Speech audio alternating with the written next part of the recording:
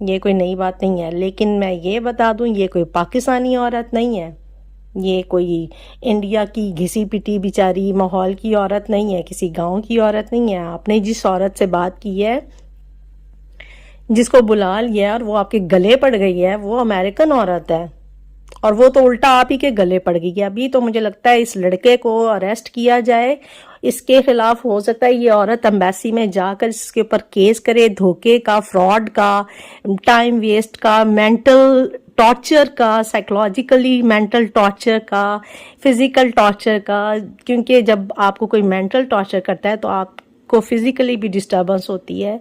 इसके हाथ में मैंने देखा कि एक पफ है जो स्प्रे है, स्प्रे किया जाता है जब बच्चों को उमन खांसी और ब्रीदिंग का रेशे के दौरान प्रॉब्लम होता है, तो मे भी हो सकता है कि उसको कोई एस्थमा वगैरह भी हो। मोबाइल के साथ मैंने नोटिस किया है कि उसने वो लिया हुआ था जो यहाँ आमतौर पर यूज़ किया जाता है।